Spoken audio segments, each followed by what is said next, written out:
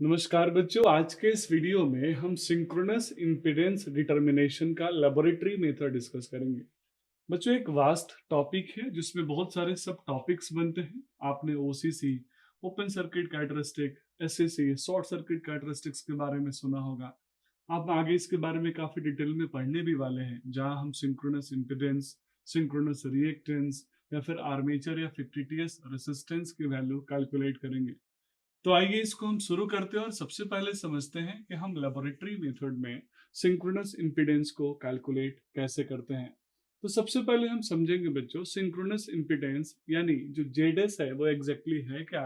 तो हम ऑलरेडी बहुत बार wave circuit diagram, equivalent circuit diagram draw कर चुके हैं, वहां समझ चुके हैं कि कैसे जो जेडएस है वो इफेक्टिव रेसिस्टेंस या आर्मेचर रेसिस्टेंस प्लस आपका जो सिंक्रोनस रिएक्टेंस है उन दोनों का वेक्टर सम है।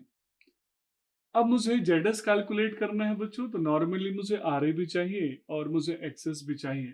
तो आगे आने वाले टाइम में हम आरए का भी कैलकुलेशन समझेंगे लेबोरेटरी में, और साथ में एक्सेस के बारे में भी समझेंगे कि सिंक्रोनस रिएक्टेंस को कैसे कैलकुलेट करते हैं। यहाँ मैं आपको एक छोटा सा रिव्यू देना चाहता हूँ जिसको हम आगे डिटेल में समझेंगे कि अगर मुझे जेडएस कैलकुलेट करना हो किसी अल्टरनेटर में सिंक्रोनस इम्पीडेंस के फॉर्म में, तो मुझे एग्जैक्टली करना क्या है। तो बच्चों, आगे हम दो टेस्ट पढ़ेंगे जिसमें पहला टेस्ट कहलाएगा open circuit characteristics test OCC, और दूसरा कहलाएगा शॉर्ट सर्किट टेस्ट।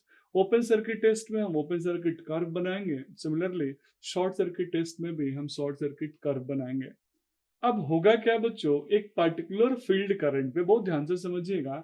एक पार्टिकुलर फील्ड करंट पे जब मैं ओपन सर्किट वोल्टेज और शॉर्ट सर्किट करंट दोनों की वैल्यू कंसिडर करता हूं, और जब मैं इन दोनों का रेशियो लेता हूं, तो that is simply called synchronous impedance. Means ZS में मेंशन कर सकता हूं कि एट पार्टिकुलर फील्ड करंट पे जो ओपन सर्किट टेस्ट में यानी जो ओपन सर्किट वोल्टेज की होगी वैल्यू, ओपन सर्किट वोल्टेज की जो वैल्यू होगी, voltage value of open circuit voltage divided by short circuit test में जो मैंने शॉर्ट सर्किट करंट लिया इस एक पर्टिकुलर फील्ड करंट की वैल्यू पे, तो मैं यहाँ लिख सकता हूँ that is short circuit current. और कंडीशन ये है कि ये दोनों के दोनों एक पार्टिकुलर फील्ड करंट पे हैं, यानी एक मैं बोल सकता हूँ सेम फील्ड करंट या फिक्स फील्ड करंट पे हैं।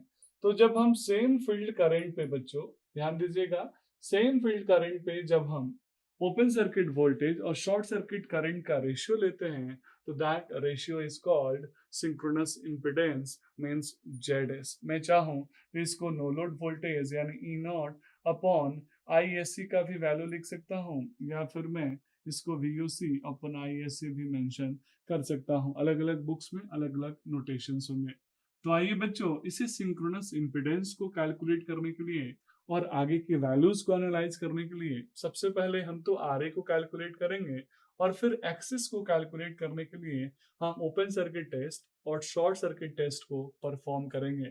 क्योंकि इन सबको कंप्लीट करने के बाद ही बच्चों मैं वोल्टेज रेगुलेशन पढ़ सकता हूँ, और वोल्टेज रेगुलेशन में मैं रेगुलेशन कितना हो रहा है वो कैलकुलेट कर सकता हूँ। That's all about this video. Thank you so much.